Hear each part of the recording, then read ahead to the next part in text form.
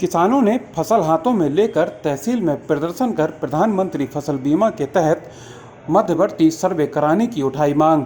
दैवीय आपदाओं के शिकार बुंदेलखंड के महोबा जिले के दर्जनों किसानों ने प्राकृतिक आपदा के बाद बीमा कंपनी की आपदा से परेशान होकर सदर तहसील में खराब फसल हाथों में लेकर प्रदर्शन करते हुए खरीफ की फसल का प्रधानमंत्री फसल बीमा के तहत मध्यवर्ती सर्वे कराने की गुहार लगाई है।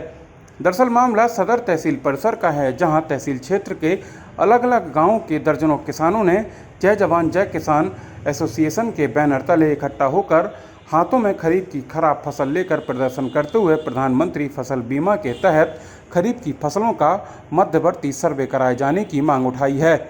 प्रदर्शनकारी किसानों ने संपूर्ण समाधान दिवस में दिए पत्र में बताया है कि उर्द की फसल में फलियां नहीं लग रही है। लगभग 80% फसल पीली पड़ गई है, जिसमें कोई फलियां नहीं लगी है। बताया कि 20% उर्द के पौधे में 2 से 6 फलियां लगी हैं। इस प्रकार से उत्पादन में लगभग 90% कमी आने की संभावना किसानों ने जताई है। किसानों ने बताया कि फसल की बुवाई से 1 माह बाद से फसल कटाई के 15 दिन पहले तक प्रतिकूल मौसमी स्थितियों के कारण फसल की संभावित उपज में 50% से अधिक की क्षति की स्थिति में तत्कालिक सहायता दे है।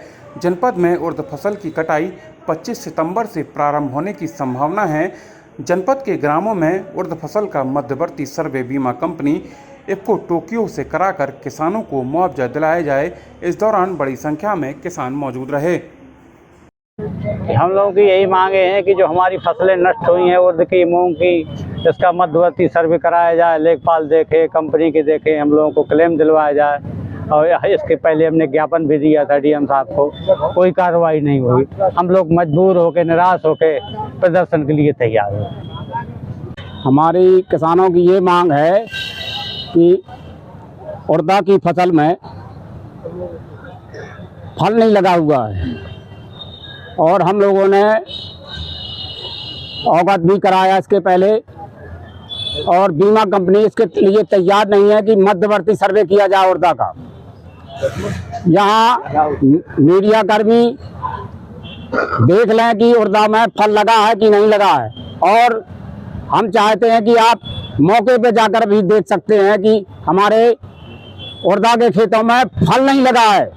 फिर भी बीमा कंपनी इस मध्यवर्ती सर्वे से कतरा रही है, मध्यवर्ती सर्वे कराना नहीं चाहती है, मध्यवर्ती सर्वे से दूर भागना चाहती है।